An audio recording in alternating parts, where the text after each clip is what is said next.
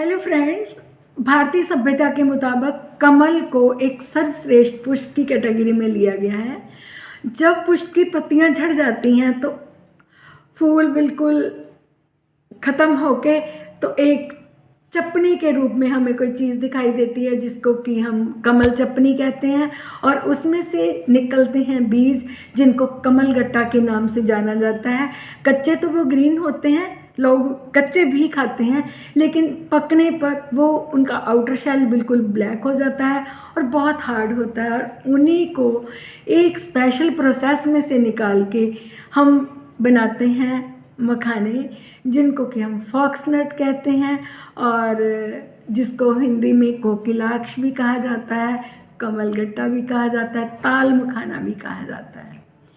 तो इसकी जो फैमिली है वो एपिएसी फैमिली है, और आजकल मॉडर्न एरा में डाइटिशियन जो हैं बहुत ज़्यादा कन्विंस कर रहे हैं कि हमें अपनी डाइट में इसको ज़रूर लेना चाहिए, क्योंकि इसकी कैलोरीफिक वैल्यू रादर बाकी स्नैक्स से कम है। तो क्या क्या फ़ायदे देते हैं ये भी बताती हूँ। पहले इसका कंटेंट बताती हूँ। इसमें फाइबर, कैल्शियम, प्रोटीन और एंटीऑक्सीडेंट्स काफ़ी मात्रा में पाए जाते हैं। तो ऑब्वियसली इसका ग्लाइसेमिक इंडेक्स कम है, ग्लूटेन फ्री है, तो ये मॉडर्न एरा की जो बीमारियां हैं उनमें हमारे लिए एक अच्छा विकल्प है स्नैक्स का।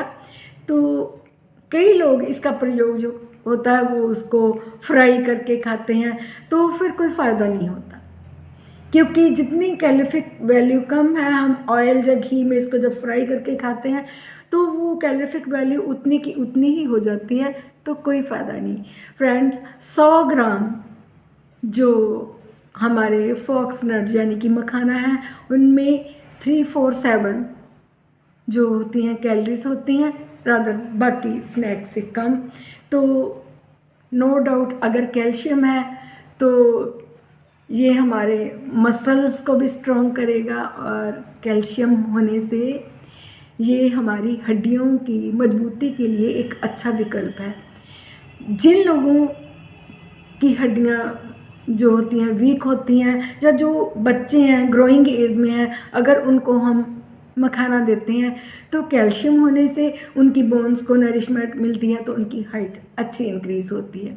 आफ्टर 40 जो लेडीज़ हैं वो मीनोपॉज में चली जाती हैं, तो उनकी कैल्शियम की अब्जॉर्प्शन जो होती है बाय नेचर कम हो जाती है, तो उस समय कैल्शियम की कुछ ज़्यादा ज़रूरत होती है।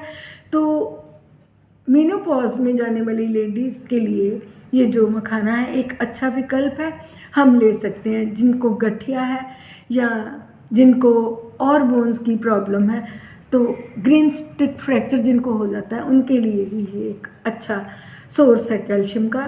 प्रोटीन्स इसमें ज़्यादा होते हैं, तो अगर हम थोड़ी सी भी ये स्नैक्स सिंपल टॉस करके ले लें तो प्रोटीन्स डाइजेस्ट होने में टाइम लगाते हैं, तो ये एक हमें प्रोटीन एंड फाइबर युक्त होने से ये हमारे पेट को एक फुलनेस देते हैं, काफ़ी समय तक हमें भूख नहीं लगती, तो हम एक्स्ट्रा कैलोरीज लेने से बच जाते हैं।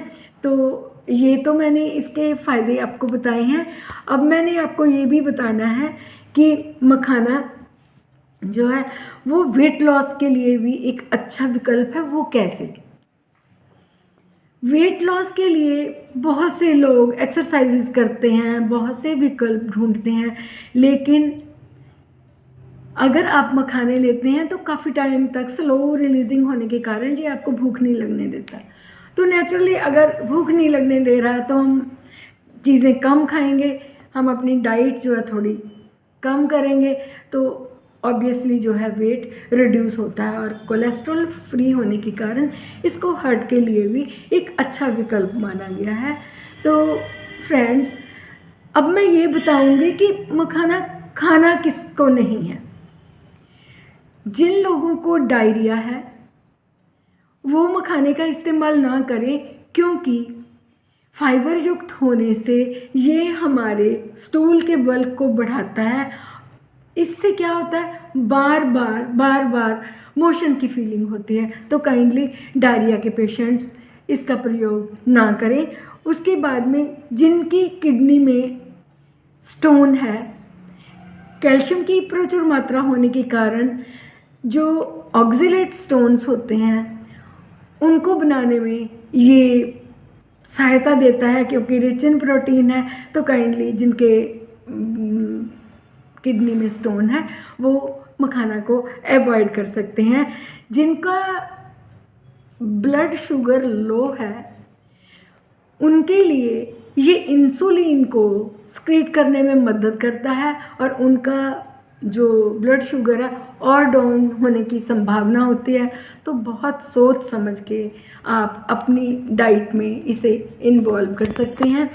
जिनके पेट में ब्लॉटिंग है, डाइजेशन प्रॉपर नहीं है, जिनको डकार आ रहे हैं या जिनको ज़्यादा कॉन्स्टिपेशन है, अगर उन्होंने इसका प्रयोग करना है तो काइंडली अपनी पानी की मात्रा बढ़ाएं, नहीं तो ये जो भी ऐसे साइड इफ़ेक्ट्स हैं उनको इंक्रीज़ करने में सक्षम है।